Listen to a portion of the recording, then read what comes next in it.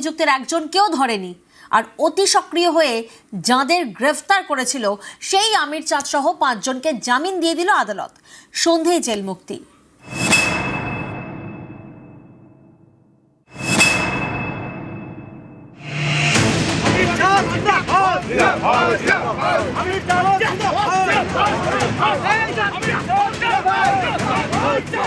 মা চেয়েছিলেন চোখ দান করতে, সেই ইচ্ছে পূরণ করেছেন সমাজকর্মী ছেলে আমির চাঁদ শেখ। এই ঘটনায় অতি সক্রিয় হয়ে আমির চাঁদ ও তার পরিবারের আরো 4 জনকে গ্রেফতার করে কৃষ্ণনগরের কোতোয়ালি থানার পুলিশ। হ্যাঁ, এটা ষড়যন্ত্র। কারণ হচ্ছে যে এটা যেহেতু আমার মা, আমি সব রকম কাগজ দেখিয়েছি। মৃত্যুর আগে যে উইঙ্গে করেছেন সেটা দেখানো হয়েছে, ডেথ সার্টিফিকেট দেখানো হয়েছে, যে সংস্থা চোখটা নিয়ে গেছে তারা সেই সার্টিফিকেট দেখে সেটা দেখিয়েছি। এবার এখানে কি দেখবে তারা?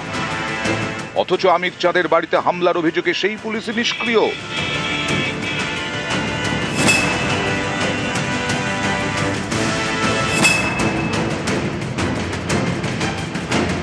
গত রবিবার বাড়িতেই মারা যান আমির চাঁদের মা রাবেয়া বিবি। তাঁর ইচ্ছে পূরণ করেন ছেলে, চোখ দান করেন। অথচ আমির চাঁদের প্রতিবেশীরা অভিযোগ করেন মৃতের অঙ্গ নাকি বিক্রি করা হয়েছে। এরপরেই তাঁরা সমাজকর্মীর বাড়িতে হামলা চালান বলে অভিযোগ। এও অভিযোগ বাড়িতে ঢুকে মহিলাদের শ্লীলতাহানি করা হয়। কোতোয়ালি থানার দ্বারস্থ হন আমির চাঁদের শ্বশুর। 9 জনের বিরুদ্ধে লিখিত অভিযোগ করেন, যার ভিত্তিতে এফআইআর হয়। এই এফআইআর পর্যন্ত অভিযোগের পর পুলিশ নিষ্ক্রিয়। হামলা ও শ্লীলতাহানির অভিযোগে একজনকেও গ্রেফতার করেনি। অনেকেরই প্রশ্ন, চোখ দানের মতো মহৎ কাজ করলেও অতি সক্রিয় হয়ে আমির চাঁদকে গ্রেফতার করেছে পুলিশ।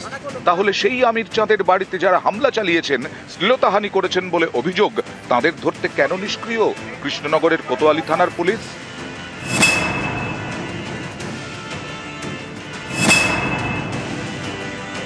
আমির চাঁদের মা মারা গেছে, মাটি দেবো বলে আমরা গিয়েছিলাম। গ্রামের কিছু লোক গিয়ে আমাদেরকে প্রচণ্ড মারধর করে। যাদের নামে কমপ্লেন করা হয়েছে তাকে একটা করে অ্যারেস্ট করে নিই। আমার জামাই নির্দোষ, আর দুষ্কৃতীরা ঘুরে বেড়াচ্ছে। এর দৃষ্টান্ত বলে আমরা শাস্তি চাই। আমির চাঁদের শ্বশুর তিনি যে এফআইআরটা করেছেন এবং সেখানে যাদের নাম উল্লেখ আছে, অদ্ভুতভাবে দেখলাম পুলিশ যে সক্রিয়তা আমির চাঁদের ক্ষেত্রে দেখিয়েছিল, এখানে বোধহয় ঠিক বিপরীতে অতি শিথিলতা দেখাচ্ছে। অভিযোগ হওয়ার পরেও তারা এখনো ঘুরে বেড়াচ্ছে।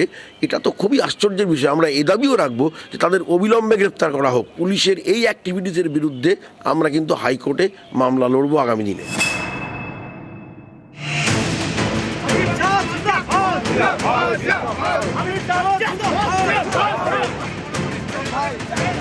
মায়ের চোখ দান করায় অতি সক্রিয় হয়ে ছেলেকে বন্দী করেছিল পুলিশ। বৃহস্পতিবার কৃষ্ণনগর জেলা আদালতে ছিল শুনানি। সেখানেই বিচারক আমির চাঁদ শেখ এবং তার পরিবারের আরো 4 জনের ব্যক্তিগত বন্ডে জামিন মঞ্জুর করেন।